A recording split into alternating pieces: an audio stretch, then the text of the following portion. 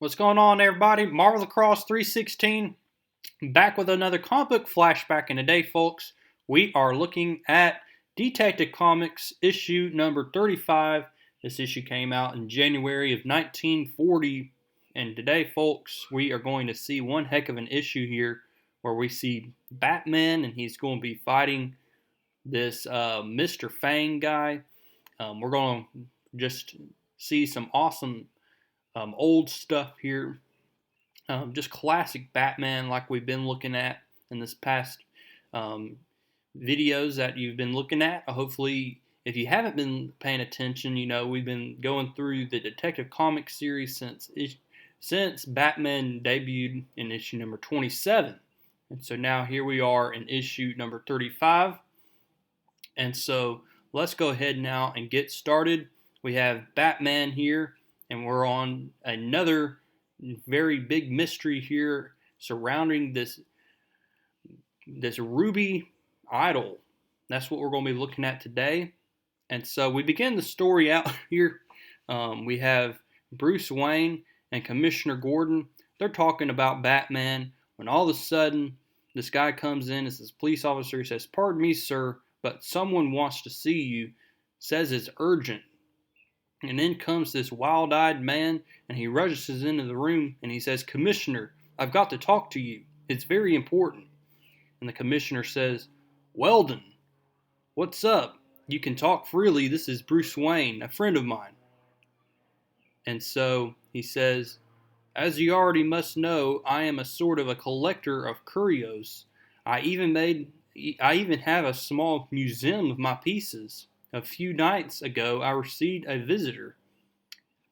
And so this guy comes to uh, what we see here. He comes to this guy here, Weldon, and he's going to unveil here what he found in a cave in India.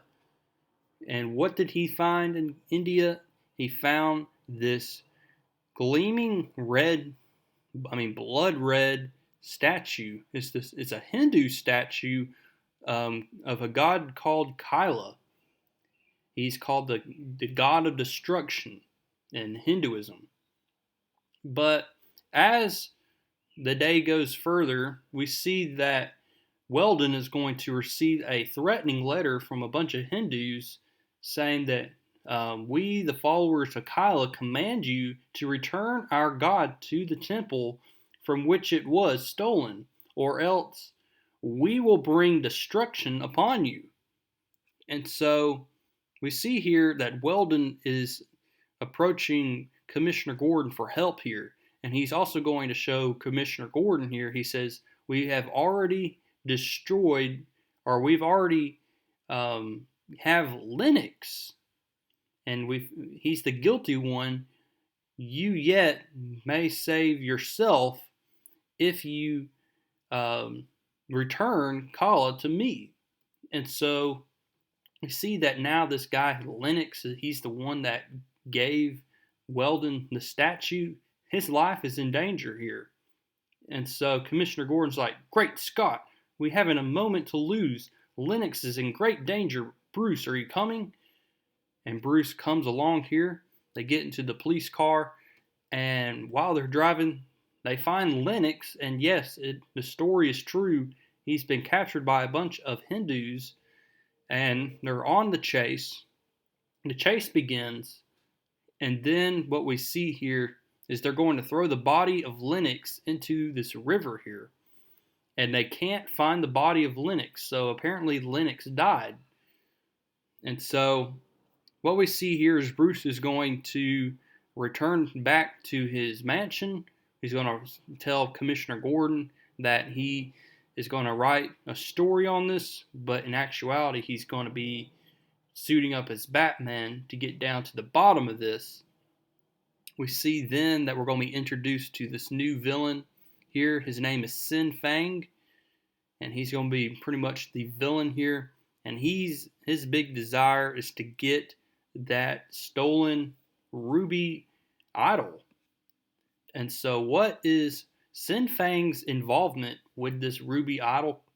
This idol of Kyla? the god of destruction? We're going to have to find out. So we see here that a few weeks later that they're still wondering about how all this is going down. Kila has been put into this glass vase here and putting him, unguarded though. I don't know why he's being unguarded. And so he's being basically left for people to try to steal him.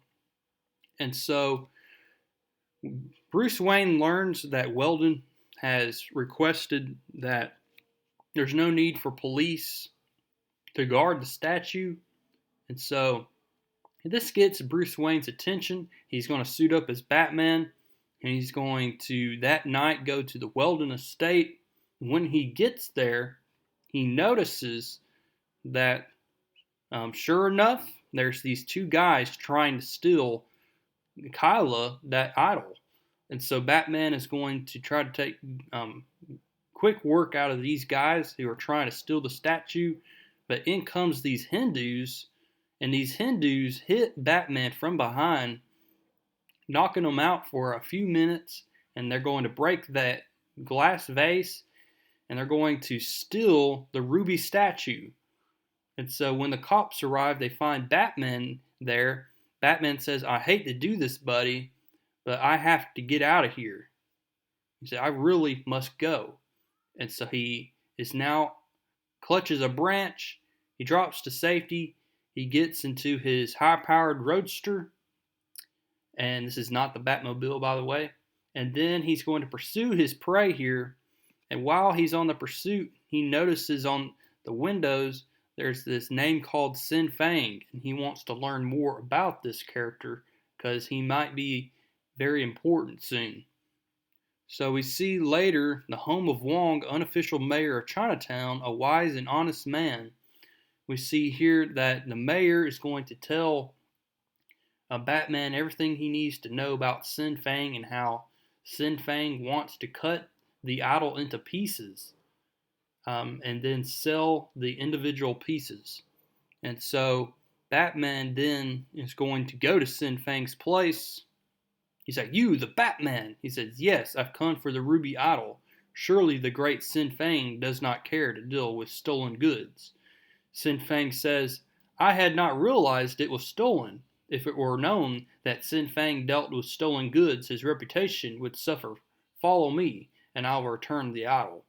But something is up Sin Fang's sleeve here, because everywhere Batman goes and follows Sin Fang, he runs into trouble. First, he runs into these two guards that try to kill Batman. One of them gets stabbed through, the other gets knocked out. Sin Fang apologizes to Batman, saying, "Sorry, those were just guards of mine that kind of act strange towards people who are dressed up as a bat."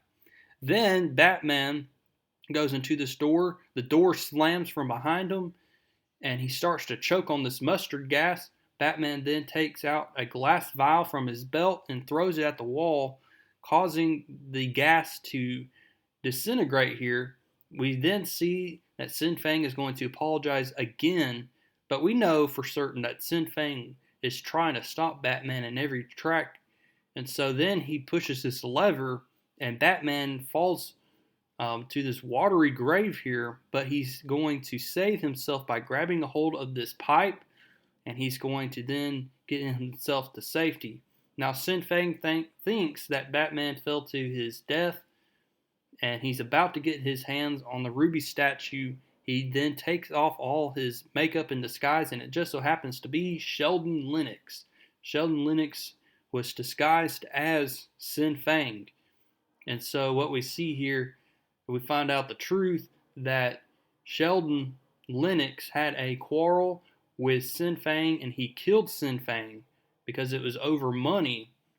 He also knows how to speak Chinese, so he made himself look like him to take his place. And so he says, "And now, Batman, it is your turn to die." And he starts shooting at Batman here. Batman grabs that ruby statue. He hits Lennox right in the face with it, and Lennox is then he falls out the window, And you'd think, well, Batman's going to save him, right? Well, no. He lets Lennox fall to his death as we see blood and all of the pieces of the statue.